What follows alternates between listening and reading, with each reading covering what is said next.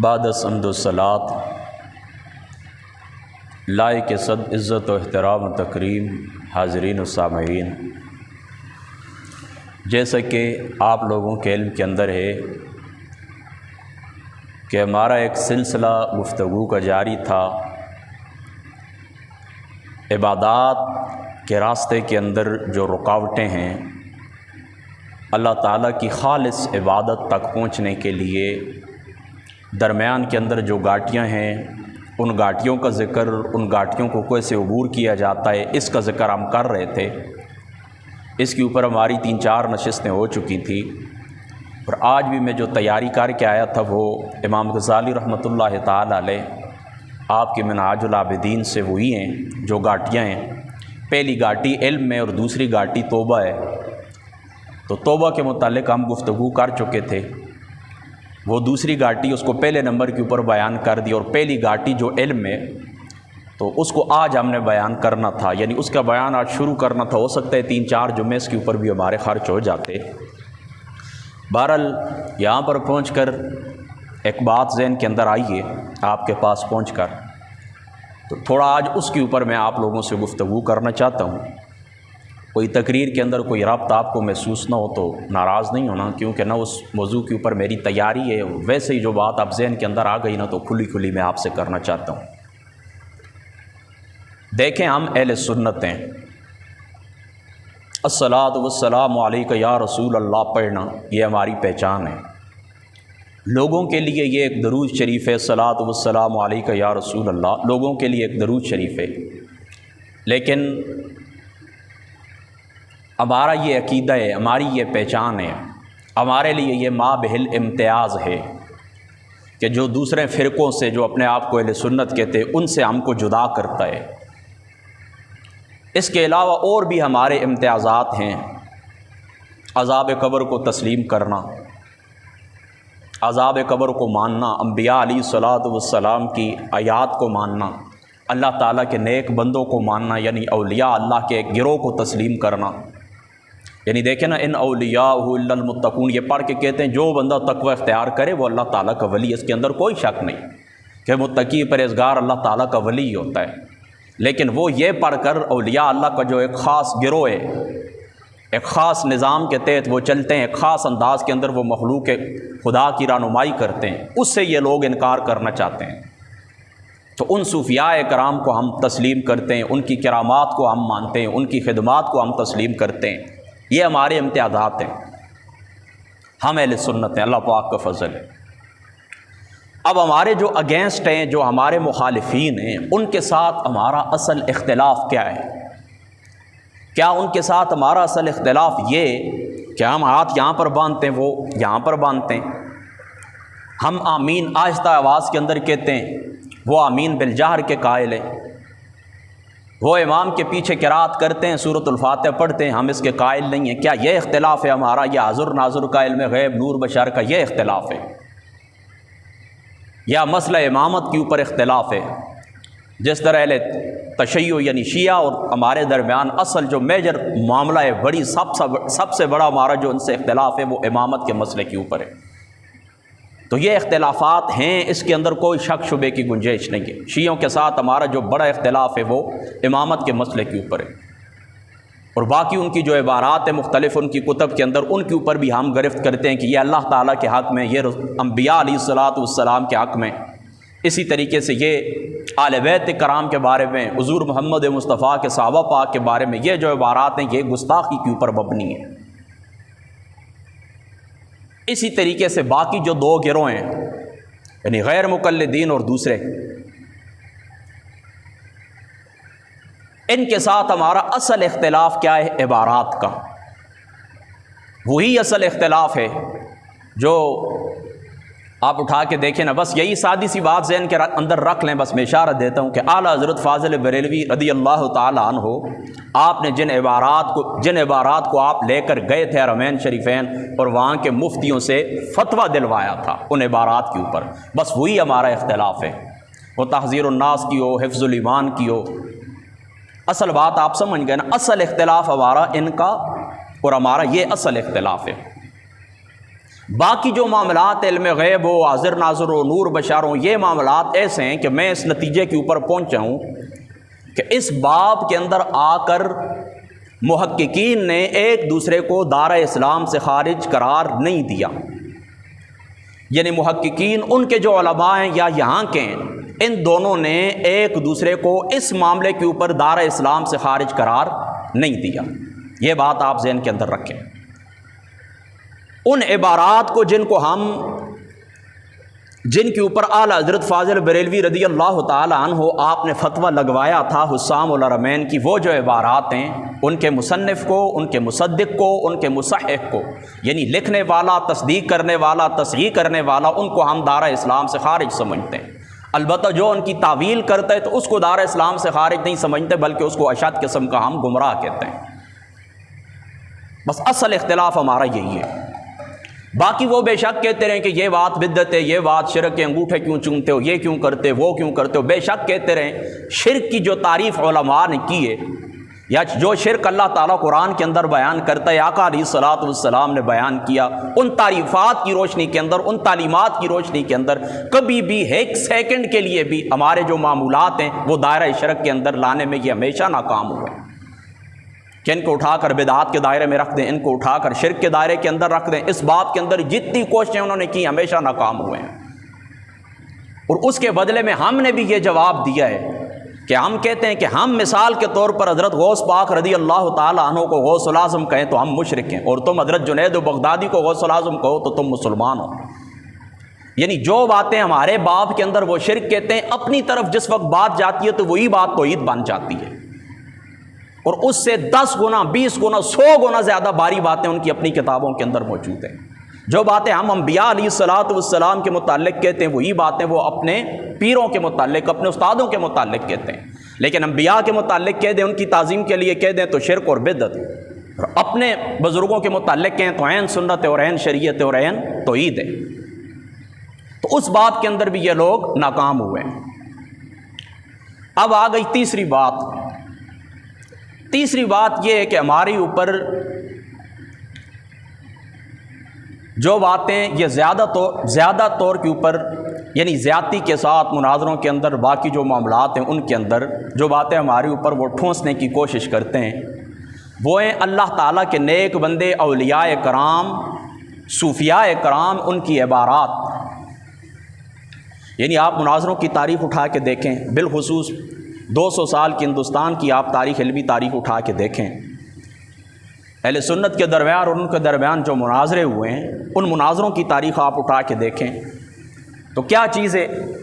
کہ اس باب کے اندر وہ سب سے زیادہ جو تشدد کرتے ہیں وہ صوفیاء کرام کو ہماری طرف منسوب کرتے ہیں، اور ان کی جو عبارات ہیں وہ ہمارے کھاتے کے اندر ڈالنے کی کوشش کرتے ہیں، اور یہ کہتے ہیں کہ آپ ان کا جواب دیں، آپ اس بات کے قائل ہیں، آپ نے یہ عقیدہ رکھا ہوا ہے، اس کا ہمیں جواب دیں۔ تو دوستو، آج کی جو ہماری نشست ہے جمعۃ المبارک کی، اس نشست کے اندر یہی چند باتیں میں آپ لوگوں کے ذہن کے اندر بٹھانا چاہتا ہوں اور گوش گزار کرنا چاہتا ہوں کہ کیا وجہ ہے ہمارے عقائد کے اوپر آپ بات کریں، صوفیاء کرام کی عبارات آپ ہمیں کیوں پیش کرتے ہیں، اور صوفیاء کرام کی جو عبارات ہیں ان کے متعلق آپ ہم سے سوال کیوں کرتے ہیں، سوال کرنے کی وجہ کیا ہے، صوفیاء کرام کے ساتھ ہمارا تعلق کیا ہے، یہ بات میں آپ کے ذہن کے اندر بٹھانا چاہتا ہوں۔ آپ لوگ یہ بات ذہن کے اندر رکھیں کہ آج تک ہمارے عقائد کی جتنی بھی کتابیں، آپ شرح عقائد کو اٹھا کے دیکھیں، شرح مواقف کو اٹھا کے دیکھیں، شرح مقاصد کو اٹھا کے دیکھیں، فقہ الاکبر کو اٹھا کے دیکھیں، شرح فقہ اکبر کو اٹھا کے دیکھیں، جہاں پر بھی علماء نے عقائد اہل سنت کا بیان کیا ہے تو انہوں نے کہیں پر یہ بات نہیں لکھی کہ یہ عقیدہ ہمارا تب ہے کہ یہ عقیدہ حضور داتا علی اجویری نے بیان فرمایا ہے، ہم یہ عقیدہ اس لیے رکھتے ہیں کہ حضرت بایزید بستامی رحمۃ اللہ تعالیٰ علیہ آپ کا یہ عقیدہ تھا۔ کہیں پر بھی آپ کو نہیں ملے گا کہ عقائد کے باب کے اندر ہم نے سند لیے ہو صوفیاء کرام کی عبارات سے۔ عقائد ہم نے لیے اللہ تعالیٰ کے قرآن سے، عقائد ہم نے لیے رسول اللہ کی سنت سے، اور وہ عقائد کیا ہیں جن کو ایمانیات کہا جاتا ہے۔ حدیث جبریل کے اندر آقا علیہ الصلوۃ والسلام نے ان کا بیان فرمایا، اللہ تعالیٰ کی ذات اقدس قرآن کے اندر اللہ تعالیٰ نے ان کا بیان فرمایا ہے، لیس البر ان تولوا وجوہکم قبل المشرق والمغرب ولکن البر من آمن باللہ والیوم الآخر۔ آمن الرسول بما انزل الیہ من ربی والمؤمنون کل آمن باللہ وملائکتہ وکتبہ ورسلہ لا نفرق بین احد من رسلہ۔ یہ عقائد ہے، اللہ کی ذات اقدس کے اوپر ایمان رکھنا، تمام انبیاء کے اوپر ایمان رکھنا، تمام کتابوں کے اوپر ایمان رکھنا، تمام فرشتوں کے اوپر ایمان رکھنا، آخرت کے اوپر ایمان رکھنا، اچھی بری تقدیر کے اوپر ایمان رکھنا، یہ عقائد ہیں بنیادی جن کو ایمانیات کہا گیا ہے۔ بس یہ ہمارے عقائد ہیں، ہم نے اللہ کے قرآن سے لیے، رسول اللہ کی سنت سے لیے۔ ہم نے تو کبھی اپنا کوئی عقیدہ منسوب نہیں کیا کہ فلاں سے ہم نے، فلاں صوفی سے ہم نے یہ عقیدہ لیا ہے۔ اب جو بات آپ کو سمجھانا چاہتا ہوں وہ یہ بات آپ ذہن کے اندر بٹھائیں، کو لیٹاں کا دل لگ سکتی ہیں، یہ بات آپ ذہن کے اندر بٹھائیں کہ یہ جو اللہ تعالیٰ کے نیک بندے ہیں، صوفیاء کرام ہیں، ہم ان کا ادب کرتے ہیں ان کی شہرت کی وجہ سے، یعنی تواتر کے ساتھ مسلسل یہ بات ہم تک پہنچی ہے کہ یہ لوگ نیک لوگ تھے، یہ لوگ اللہ تعالیٰ کے نیک بندے تھے،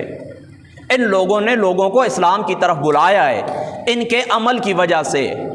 ان کے اچھے اخلاق کی وجہ سے، ان کے اعلیٰ کردار کی وجہ سے لاکھوں لوگوں نے کلمہ پڑھا ہے،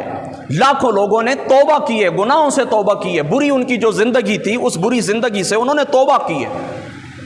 صالحیت اختیار کی ہے، برائیوں کو چھوڑا ہے۔ یہ باتیں ہم تک تواتر کے ساتھ پہنچی ہیں۔ یعنی اگر حضرت غوث پاک رضی اللہ تعالیٰ عنہ آپ کی غنیت الطالبین نہ ہو، آپ کی فتوح الغیب کتاب نہ ہو، حضور دات علی اجویری کی کشف المحجوب نہ ہو، تب بھی تسلسل کے ساتھ ہم نے اپنے بڑوں کو دیکھا ان کا احترام کرتے ہوئے، انہوں نے اپنے بڑوں کو دیکھا ان کا احترام کرتے ہوئے، انہوں نے اپنے آباء و اجداد کو دیکھا ان کا احترام کرتے ہوئے۔ تو اس وجہ سے ہم اللہ تعالیٰ کے ان نیک بندوں کی قدر کرتے ہیں، اللہ تعالیٰ کے ان نیک بندوں کے ایصال ثواب کے لیے ہم اہتمام کرتے ہیں، ان کی قدر کرتے ہیں، ان کی تعظیم کرتے ہیں، ان کو اچھی نگاہ سے دیکھتے ہیں۔ یہ ہمارا اللہ تعالیٰ کے نیک بندوں کے ساتھ تعلق ہے، روحانیت کے ہم قائل ہیں، نگاہ ڈال کر قلب کو پاک کرنا اس بات کے ہم قائل ہیں، ستھرا کرنا، تزکیہ قلب کرنا اس بات کے ہم قائل ہیں۔ تو ان نیک بندوں کے ساتھ، اللہ تعالیٰ کے ان ولیوں کے ساتھ ہمارا یہ رشتہ ہے، یہ ایک گروہ ہے اللہ تعالیٰ کا، اور اللہ تعالیٰ کی رحمت کے یہ لوگ ابواب ہیں، اللہ تعالیٰ کی رحمت کے یہ لوگ دروازے ہیں، ہم اس بات کو کھلے دل سے تسلیم کرتے ہیں۔ یہ ہمارا اللہ تعالیٰ کے نیک بندوں کے ساتھ رشتہ ہے۔ آقا علیہ الصلوۃ والسلام نے ایسی صفات والے لوگوں کے ساتھ بیٹھنے کو حکم دیا ہے، ان کے ساتھ محبت رکھنے کا حکم دیا ہے، ان کے ساتھ آنے جانے کا حکم دیا ہے، ان سے دعائیں لینے کا حکم دیا ہے، ان کی دعاؤں کے متعلق فرمایا ہے کہ ان کی دعاؤں کی وجہ سے اللہ تعالیٰ بارشیں نازل فرماتا ہے، ان کی دعاؤں کی وجہ سے اللہ تعالیٰ رزق کے اندر ترقی عطا فرماتا ہے۔ یہ اللہ تعالیٰ کے نیک بندے ہیں، یہ اللہ تعالیٰ کے صوفی ہیں، یہ اللہ تعالیٰ کے بزرگ بندے ہیں، تو ان کا ہم احترام کرتے ہیں۔ بس یہ بات، اتنی سی بات ہے۔ اب بات آ گئی ان کی کتابوں کی، ان کی عبارات کی، کہ ان کی طرف جو باتیں منسوب ہیں، ان کی طرف جو عبارات منسوب ہیں، آپ اس کے متعلق کیا کہتے ہیں؟ سب سے پہلے یہ بات یاد رکھیں کہ وہ جو زمانہ تھا وہ زمانہ پریس کا زمانہ نہیں تھا کہ کتابیں چھپی ہوئی مل جاتی تھیں۔ اس زمانے کے اندر یہ جو نیک لوگ ہوتے تھے، خود حضرت غوث پاک رضی اللہ تعالیٰ عنہ، آپ کی قلائد الجواہر، آپ کی جو سوانح عمری، اس کو اٹھا کے دیکھیں، 400 محدثین بیٹھے ہوتے تھے۔ کہاں پر؟ حضرت غوث پاک رضی اللہ تعالیٰ عنہ آپ کی مجلس کے اندر 400 محدثین بیٹھے ہوتے تھے۔ وہ کیا کرتے تھے؟ قلم دوات سے لکھا کرتے تھے۔ تو پریس کا جو زمانہ تھا وہ یہ زمانہ موجودہ زمانہ ہے، اس زمانے کے اندر یہ سہولیات موجود نہیں تھی۔ کس سے لکھا جاتا تھا؟ سیاہی سے لکھا جاتا تھا۔ تو اس وقت اس طرح ہوتا تھا کہ ان عبارات کے اندر لوگ رد و بدل کر دیا کرتے تھے، ایک لفظ سمجھا نہیں ہے، اس لفظ کا مفہوم اپنی طرف سے داخل کر لیا، کسی دشمن کے ہاتھ کوئی کتاب لگ گئی ہے، اس نے اس طرح کی اس کتاب کے اندر تبدیلی کر دی، یہ چیزیں ممکن تھیں۔ تو جب ان چیزوں کا امکان موجود ہے تو پھر ہم کیا کرتے ہیں؟ ہم یہ کہتے ہیں ان کی طرف جو کتابیں منسوب ہیں ان کے اندر جو بعض عبارات ایسی ہیں کہ جو معلوم ہوتی ہیں کہ یہ غیر شرعی ہیں، یعنی اللہ تعالیٰ کے حکم کے خلاف ہیں، رسول اللہ کے فرمان کے خلاف ہیں، ان کے خلاف ہے۔ تو ہم پتہ ہے کیا کرتے ہیں؟ سب سے پہلے یہ کرتے ہیں کہ اس عبارت کے متعلق ہم یہ کہتے ہیں کہ یہ اس اللہ تعالیٰ کے ولی کی عبارت ہی نہیں ہے، یہ کسی دشمن کی سازش ہے، اس نے ایڈ کر دی ہے۔ لیکن حضرت غوث پاک کی غنیت الطالبین کے متعلق کی میں آپ کو متفقہ جو بات ہے یعنی جامع جو بات ہے وہ میں آپ کو بتا دوں کہ وہ کہتے ہیں کہ کتاب انہوں نے لکھی ہے غنیت الطالبین، حضرت غوث پاک رضی اللہ تعالیٰ عنہ آپ کی کتاب ہے، اس میں کوئی شک نہیں، لیکن اس کے اندر الحاقات ہیں، اس کے اندر ایڈنگ ہوئی ہے، اس کے اندر باتیں داخل کی گئی ہیں، کتاب ان کی ہے، لیکن اس کے اندر دشمن نے کیا کیا ہے؟ اپنے افکار اس کے اندر داخل کر دیے۔ اس طرح اور بہت ساری کتابیں اگر میں ان کا نام لوں، امام غزالی صاحب رحمۃ اللہ تعالیٰ علیہ، اسی طریقے سے علامہ سمرقندی صاحب رحمۃ اللہ تعالیٰ علیہ، ان کی کتابوں کے اندر بعض ایسی عبارات موجود ہیں، بعض ایسے واقعات موجود ہیں جو انبیاء کی طرف منسوب ہیں، اولیاء اللہ کی طرف منسوب ہیں، رسول اللہ کی طرف منسوب ہیں، وہ بالکل لغو ہیں، وہ بالکل باطل ہیں، وہ بالکل موضوع ہیں۔ تو سب سے پہلے ہم کیا کرتے ہیں؟ اس عبارت کی نسبت اس ولی اللہ کی طرف نہیں کرتے۔ ہمارا یہ مسئلہ کہ آپ نے اس بات کو یاد رکھنا ہے، ہمارا یہ مشرب ہے، ہمارا یہ طریقہ ہے کہ ہم کیا کہتے ہیں کہ یہ اللہ کے ولی کی یہ عبارت نہیں ہے، کسی دشمن نے داخل کر دی۔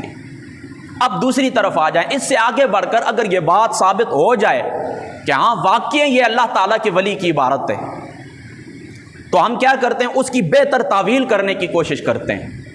اچھی تعویل کرنے کی کوشش کرتے ہیں۔ جس طرح منصور نے ان الحق کہا تھا،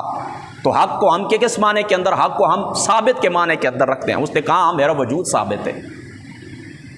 اور یہی کچھ رشید احمد گنگوئی نے کیا، اسی کے متعلق منصور کے متعلق کہا ہے کہ حق کا معنی ثابت، یعنی میرا وجود ان الحق کیا، یعنی حق سے مراد یہ نہیں کہ میں اللہ تعالیٰ ہوں، حق کا معنی کیا ہے؟ ثابت، میرا وجود ثابت ہے،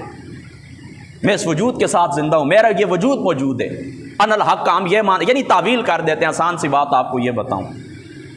اسی طرح حضرت معی الدین ابن عربی رضی اللہ تعالیٰ عنہ آپ کی عبارات ہیں، حضور دات علی اجویری کی ہیں، حضرت غوث پاک کی طرف منسوب ہے۔ ان سب عبارات کی جب یہ صحیح ثابت ہو جائے صحیح سند کے ساتھ کہ یہ کتابیں ان کی ہیں، یہ عبارات ان کی ہیں، تو ہم پہلے تو کیا کرتے ہیں؟ ان کی طرف اس طرح کرتے ہیں، نسبت ہی نہیں کرتے۔ اگر نسبت ثابت ہو جائے تو ان کی ان باتوں کی تعویل کرتے ہیں۔ اگر ہم سے تعویل نہ ہو سکے، یعنی اس بات کو ہم شریعت کے مطابق شریعت کا جامہ نہ پہنا سکیں، تو تیسرے نمبر کے اوپر ہم کیا کرتے ہیں؟ اس بات کو اللہ کے حوالے کر دیتے ہیں، اس بات کو اللہ کے حوالے کر دیتے ہیں۔ ان کے مقام کے پیش نظر کہ جو اللہ تعالیٰ کی ذات اقدس نے ان کو مقام عطا فرمایا ہے، اس مقام کے پیش نظر ہم اپنی زبان بند رکھتے ہیں، اپنی زبان سے فتویٰ نہیں لگاتے، اللہ تعالیٰ کے حوالے کر دیتے ہیں کہ کل قیامت والا دن ہوگا، یہ لوگ اللہ کی بارگاہ کے اندر پیش ہوں گے، اللہ تعالیٰ حساب رکھ لے گا، بس بات ختم۔ ہم اپنی زبانیں کیوں گندی کریں؟ کیا پتہ، ہو سکتا ہے ممکن ہے کہ یہ بات کسی دشمن نے داخل کر دی ہو سکتا ہے کہ اپنی زندگی کے اندر انہوں نے توبہ کر لی ہو، ہم تک یہ بات نہ پہنچی ہو سکتا ہے انہوں نے اپنی زندگی کے اندر اس عبارت سے رجوع کر لیا ہو سکتا ہے کسی دوسرے بندے کو انہوں نے اس عبارت کا ایک اور مفہوم لکھوا دیا ہو، توبہ کر لی ہو، ہزاروں احتمال موجود ہیں۔ تو ان احتمالات کو سامنے رکھتے ہوئے، ان کے مقام کو سامنے رکھتے ہوئے ہم یہ کہتے ہیں کہ یہ عبارت کیا ہے، اس کا آپ کیا کرتے ہیں؟ اللہ تعالیٰ کے حوالے کرتے ہیں۔ یہ ہمارا مسلک ہے صوفیاء کے متعلق اور صوفیاء کی کتب کے متعلق، اس بات کو آپ نے ذہن کے اندر رکھنا ہے۔ ہم حوالے کر دیتے ہیں اللہ تعالیٰ کی ذات اقدس کے۔ اب دوستو، جب یہ بات آپ کو اچھی طرح معلوم ہو گئی کہ صوفیاء کرام کا ہم احترام کرتے ہیں، ان کی وجہ کیا ہے اور ان کی جو عبارات ہیں ان کے متعلق ہمارا نظریہ کیا ہے، تو اب اس کے باوجود بھی اگر کوئی شخص یہ کرے ہمارے اوپر ان صوفیاء کرام کی عبارت ہماری طرف منسوب کرے اور کہے کہ تم اس کا دفاع کرو، تو وہ اپنے ایمان کی خیر منائے، اپنے طرز عمل کے اوپر غور کرے کہ وہ کیا کہتا ہے۔ ہمارا مسلک جو ہے بالکل روز روشن کی طرح عیاں ہے، بالکل صاف ستھرا ہے۔ اور ابھی تو دیکھیں نا، جو زمانہ یہ پریس کا زمانہ ہے نا، اس کے اندر بھی کتنی تبدیلیاں ہوئی ہیں۔ جو شخص دیکھیں نا دنیا سے چلا جاتا ہے نا، تو بعد میں پتہ ہے لوگ کیا کرتے ہیں، بعد میں اسی طرح کرتے ہیں کہ ان کی کتابوں کے ساتھ کھلواڑ کرتے ہیں۔ اس کے ثبوت بھی موجود ہیں۔ اب اس کا میں ایک مثال چلتے چلتے آپ کو بتا بھی دوں۔ حضرت شاہ ولی اللہ صاحب رحمۃ اللہ تعالیٰ علیہ کی جو کتب ہیں، بلکہ ان کو بھی چھوڑ دیں، حضرت شاہ ولی اللہ کی کتب کو بھی چھوڑ دیں، یہ بات پھر طویل ہو جائے گی۔ مودودی صاحب کا آپ نے نام سنا ہوگا، مولانا مودودی صاحب، ان کی ایک کتاب ہے پردہ۔ اس پردہ کتاب کے اندر اس کا جو پرانا ایڈیشن ہے، نبی پاک صلی اللہ تعالیٰ علیہ وآلہ وسلم آپ کی بے ادبی کرتے ہوئے اس شخص نے یہ لکھا ہے، کہتے ہیں کہ یہ جو قانون ہے، یعنی یہ قانون ذکر کیا نا، یہ قانون ہے حضور کے متعلق کہتا ہے کہ نعوذ باللہ من ذالک، نقل کفر نباشد، حضور کے متعلق یہ کہتا ہے کہ ایک عرب کے ایک ان پڑھ چرواہے نے یہ قانون دیا ہے حضور نبی پاک صلی اللہ تعالیٰ علیہ وآلہ وسلم کی ذات اقدس کے متعلق اس نے یہ لفظ لکھے۔ اب جس وقت چاروں طرف سے اعتراضات ہوئے کہ یہ کیا کیا تم نے، گستاخی کی، توبہ کی توفیق تو نہیں ہوئی مرنے دم تک، اب اس کے پیچھے جو جماعت ہے، جماعت اسلامی، انہوں نے اب جو پردہ ایڈیشن کا کتاب، یہ جو ابھی ایڈیشن چھاپا ہے، ابھی موجودہ پردہ کتاب کا ایڈیشن جو نیا چھپا ہے، اس کے اندر انہوں نے وہ عبارت غائب کر دی ہے۔ اب چروائے کی بجائے انہوں نے انسان کے لفظ لکھے، پھر بھی غلط ہے۔ حضور نبی پاک صلی اللہ تعالیٰ علیہ وسلم آپ کی ذات اقدس کے متعلق اب وہاں پر جو عبارت ہے وہ چروائے کے لفظ انہوں نے ہٹا دی ہیں۔ اب انہوں نے کیا لکھا ہے کہ نعوذ باللہ من ذالک، عرب کے ایک ان پڑھ انسان نے یہ قانون دیا ہے، اور حضور کو اللہ تعالیٰ کی ذات اقدس نے کیا مقام عطا فرمایا، حضور کی ذات اقدس کو اللہ تعالیٰ نے کیا شان عطا فرمائی، وَعَلَّمَكَ مَا لَمْ تَكُنْ تَعْلَمْ وَكَانَ فَضْلُ اللَّهِ عَلَيْكَ عَظِيمًا۔ جس محمد مصطفیٰ کو اللہ تعالیٰ کی ذات اقدس نے علوم اولین اور آخرین عطا فرمائے، علمت علم الاولین والآخرین، آقا علیہ الصلوۃ والسلام فرماتے ہیں اللہ تعالیٰ نے آخرین کے علوم بھی مجھے عطا فرمائے، اولین کے علوم بھی اللہ تعالیٰ کی ذات اقدس نے مجھے عطا فرمائے۔ اس شان کے ساتھ جس نبی کو اللہ تعالیٰ نے مبعوث فرمایا، ساری کائنات سے زیادہ علم اللہ تعالیٰ نے ذات مصطفیٰ کو عطا فرمایا، اس کے متعلق کوئی بندہ یہ لکھے کہ نعوذ باللہ من ذالک، امی کا معنی یہ کرے کہ وہ ان پڑھ ہیں،